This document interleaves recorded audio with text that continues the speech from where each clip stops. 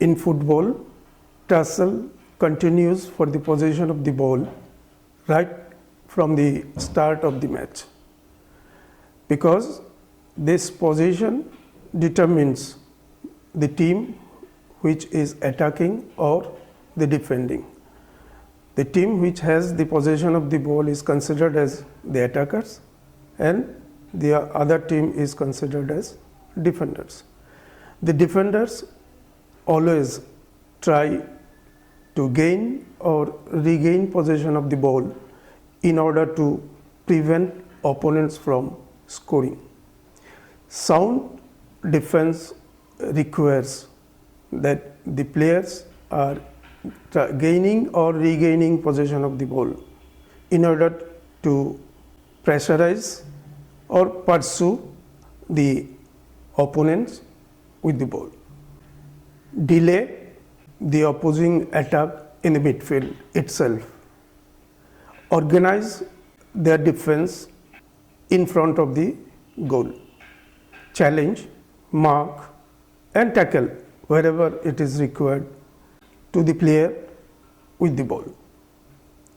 Tactically intelligent playing behavior is not restricting the players in confining to their basic task within the scope of the functional responsibility, but must be, according to the situation, able to defend as attackers and attack as defenders. So this is the topic today, that is the principles of defense in football. In this, I shall be covering the meaning of tactics, choice of tactics, classification of tactics, and the defensive principles.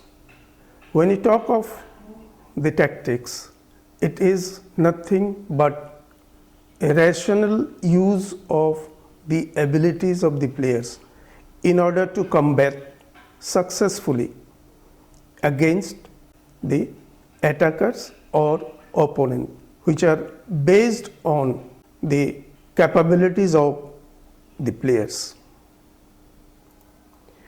It is influenced by the physical and technical abilities of own players as well as the opponents.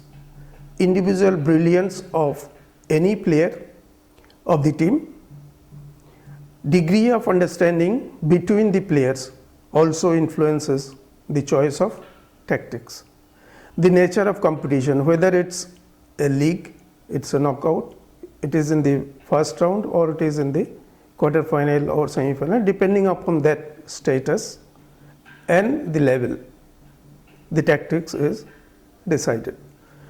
Other than these, the external factors like ground condition, climatic condition, and other things, it is influenced. Tactics or the choice of tactics also influenced by the knowledge of the laws of the game, ability to implement it, strategy of the match, psychological effects of the tactics. Pace or rhythm of the play should be decided or set according to the level of the players. When we classify the tactics, we have the defensive tactics and attacking tactics. Today, I shall be confining my discussion only on defensive tactics. Now, the defensive tactics are comprising of individual, collective. Collective again is subdivided to group and team tactics. When we talk to individual defensive tactics, these are the tackling, interception, marking, and defensive action of the goalkeeper. Now, what is the tackling? Tackling is taking the ball directly from any opponent. In fact, in football, gaining or regaining possession of the ball is possible either by tackling or by interception. Interception means gaining possession of the ball before it reaches to its destination, and for this a well developed sense of positioning help a defender to take the possession of the ball. Now, certain points in this regard also must be taken into consideration before tackling in particular. Before tackling, the defender should think or must see that the ball has not been brought under control of the attacker, or he should go for tackle at least when there is a 50-50 chances, or there is no immediate danger for his own goal. Sometimes even if there is a danger, still he has to go or he must go when the attacker is in a shooting range or he is about to take a shot at the goal. The main points one should remember is the defender should try to reduce or minimize the space at which the attacker with ball is in a position to move freely. That means the space should be reduced, and while tackling, possibilities are there, he should go at the very first available opportunity. That means he must not delay, he must decide and go for tackle if it is in favor of him. And for this, he must choose the correct timing, not haphazardly. He must be going or hesitating. When you talk about the interception, it is an easy option or comparatively easier option than the tackling. But before going for interception, the player must analyze the situation or read the situation very effectively, and accordingly he must take a decision. Once he has taken a decision, it must be implemented. That means he must move to the ball before getting the ball under control by the attacker. The interception has got two advantages. One, he is gaining possession of the ball against 2 versus 1 situation, and temporarily his team is gaining numerical superiority over the opponent. Now, a defender's ability to study the game effectively enables him to anticipate many passes and thus making his job much easier, and it is always linked with his decision making ability. While talking about the positioning of the defender, now here as a defender he must decide how, where and when to take position. When he considered the conditions, it is always influenced by the actual situation. The player concerned must understand the gravity of that particular situation. Generally, a defender is advised to position himself in such a way that he is either marking a player or covering a zone. Now, when we talk of the positioning, the defender must give close attention to the player who is comparatively more dangerous. While going for interception, the defender must consider his speed, nerves, technical ability and the distance from the goal. Now, where to take position? Again, it is influenced by the situation and the ability of the player to take a correct decision according to the demand of that particular situation. It is always advised that the defender should keep himself between opponent and his own goal. Mark behind and on the side of the opponent where the ball is. Do not allow the player to take a turn or have a clear view of your own goal. Keep an eye on the direct opponent and the ball.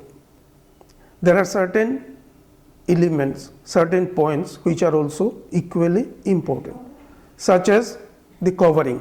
That means the players should position himself in such a way that he is covering either a man or a zone.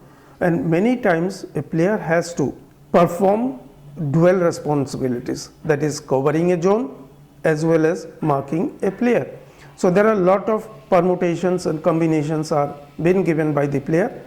All are based on his capabilities, that is his level of the technical abilities, physical fitness, his understanding, his knowledge, experience, everything. Based on his experience, he can give permutation and combination or give some importance to sometimes to the player, sometimes to the zone. That depends on actual situation and the experience of the player. Now the tracking, another important aspect is, that means the taking the opponent, that is the attacker who is with the ball, towards the flanks, that means from dangerous to less dangerous, towards the less dangerous zone. Forechecking means we are to check the what is happening and what is the next. Now keeping that in mind, a defender must also see what is in and around him. Are his teammates are in a position to take proper care of the defensive third, particularly the vital area. All these things must be given or arranged or organized well in advance in order to avoid any setback. Always the defender must keep more emphasis towards the area where the ball is.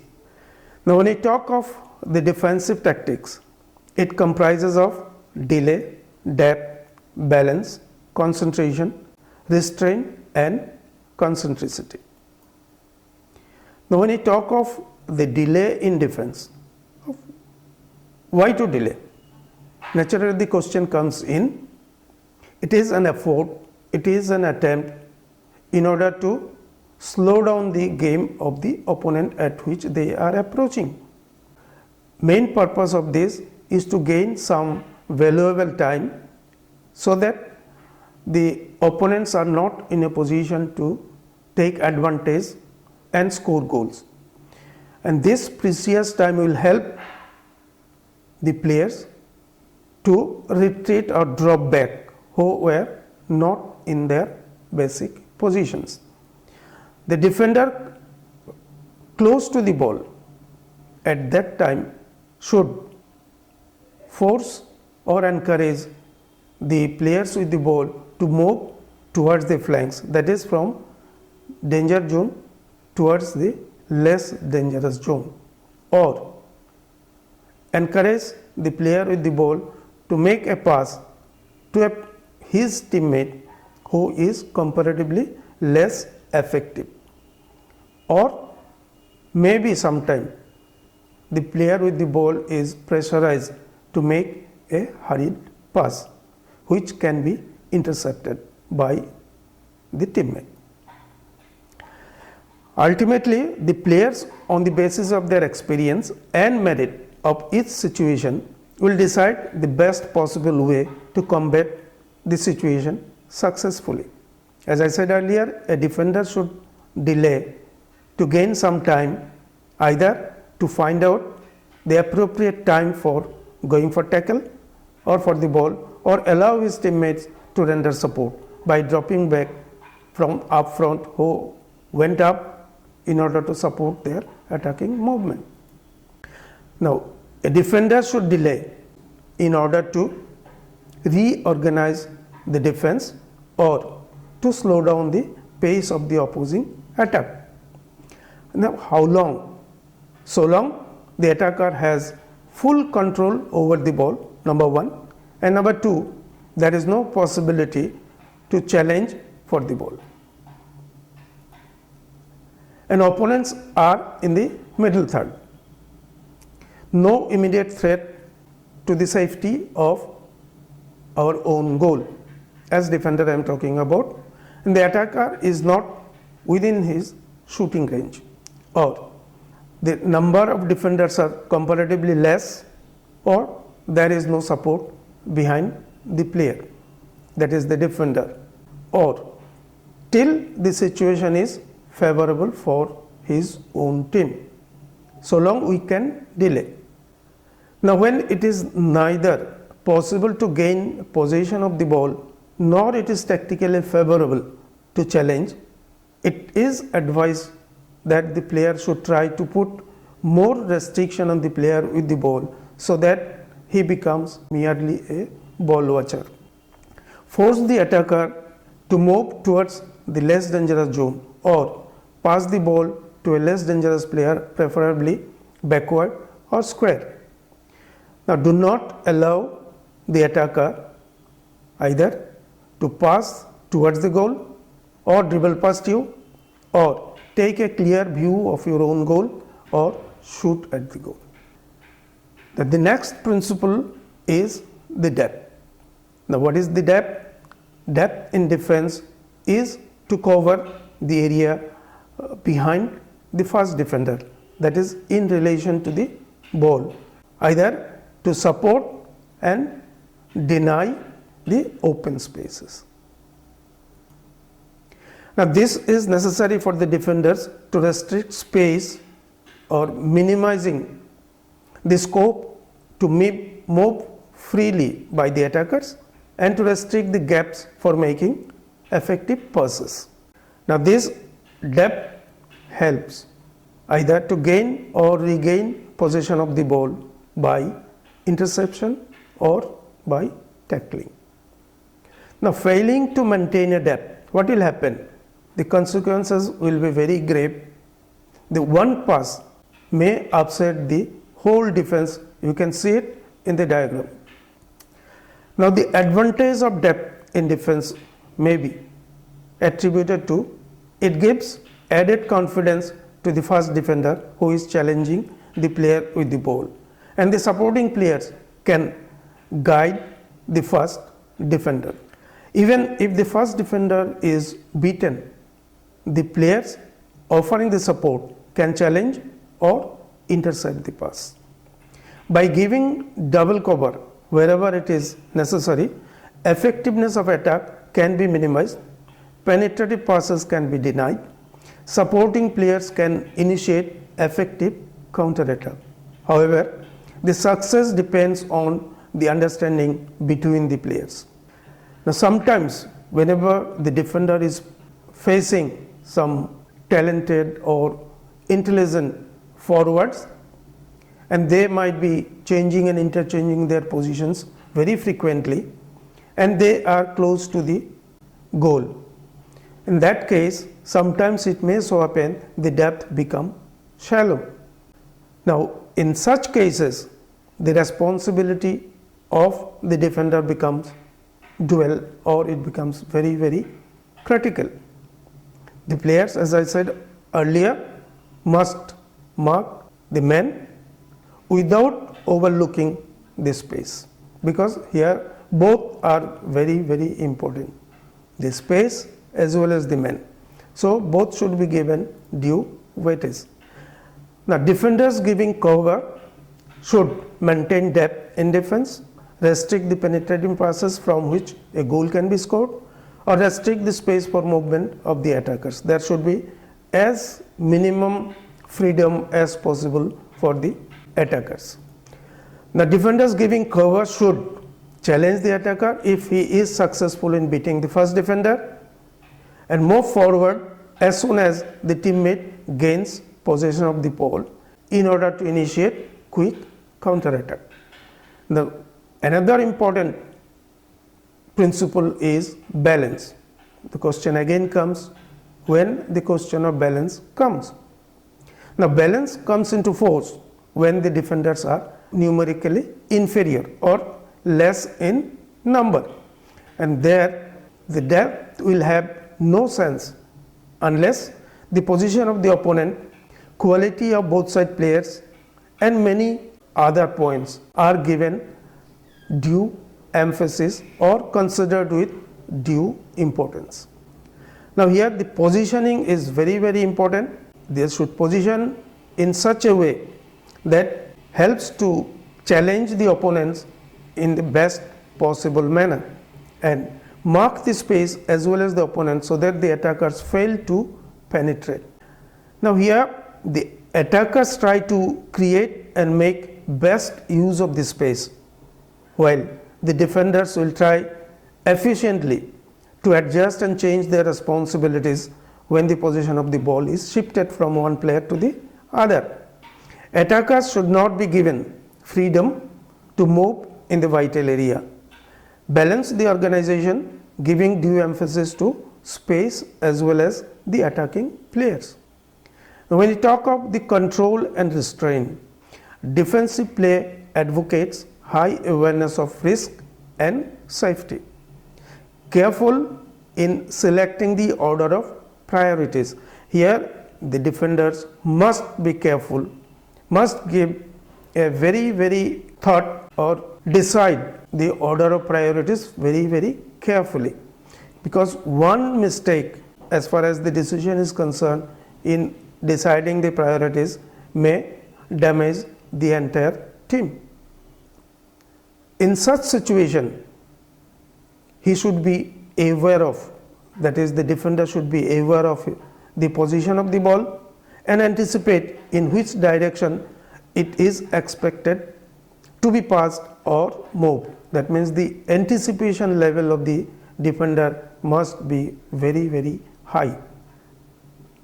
He should be able to evaluate the quality of the opponents and his own teammates in the vicinity of the ball. Then only he can decide his action properly and effectively. Give due emphasis to every situation and different individuals on its merit. Here we cannot overlook even any minute points. Before taking a decision, the defender must be very, very careful. However, he should decide quickly whether he should move for the ball, that means going for tackle, or he should refrain himself. Once he has taken a decision, yes, I must go, he must go, must not delay at all. And while moving for the ball or towards the opponent who is in possession of the ball, he must understand and restrict his speed at which he is approaching and at which the opponent is approaching. His speed as well as the distance, that is also to be considered. He must also consider whether it is tactically advantageous or it will be damaging. Then will it pose any threat to his own goal? If it is, then he must not leap or he must not go for the ball. He must give priority to man marking over zonal defense in the vital area, basing on his own judgment. The defender should be ready to face all eventualities and try till last. He must not give up for chance. Anything may happen, okay, I can't do it, or he must not surrender. He must try his level best till last. He must not leave anything untried. Always keep the defender's mind cool and must not retaliate under any circumstances, because the clever forwards many a times they try to poke so that the defenders retaliate and lose their emotional balance, and they react in such a way which makes a very, very serious consequences on the team itself.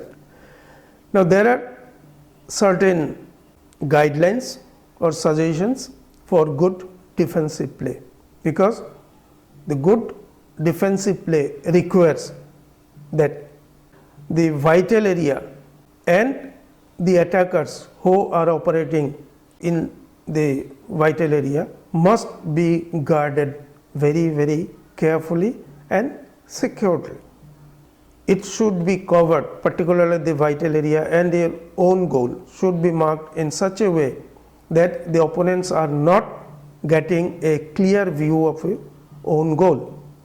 The number of defenders wherever possible should be more than the opponents, and regain possession of the ball as early as possible and as frequently as possible. There should be no misunderstanding between the players so as to who is to go for the ball, who is to give cover, and wherever it is required and possible, double cover should be applied, and the thoughts that are disturbing or coming in between should be kicked out from the mind of the defenders. The defenders should be quick in deciding the order of priorities. Neither they should lose their patience nor retaliate, as we have already discussed earlier. They should gain time to organize the defense or allow teammates to retreat and give cover. Force the attackers with ball to move towards flanks and revert from attacking role to the defensive one as frequently as possible or as early as possible. Reading the game and predicting the movement of the ball helps to take a correct position, and this correct position helps to nullify many attacks of the opponent. And it is also advisable that keep opponents away from the goal as far as practicable and possible. No risk should be taken when the safety of and security of the team is at stake. Put more restriction and less freedom to the opponent. Now, this is applicable particularly in the vital area. For this, every player should be 100% physically and mentally fit, be technically sound, and have good relation and understanding between the players. Know different principles of defense and choose the correct one in different phases of the game. While going for tackle, the player must control his speed and adjust according to the speed of the opponent, quality of the opponent, area of the field he is occupying, and his own technical ability. So, all these points as defender must be kept in mind and try to apply as and when it is possible for the greater interest of the team.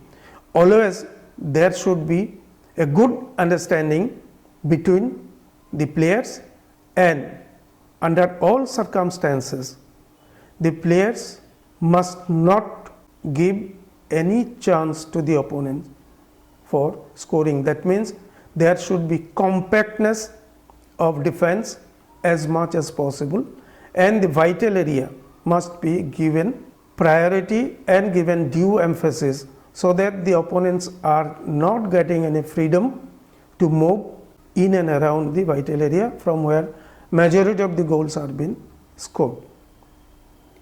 Thank you very much.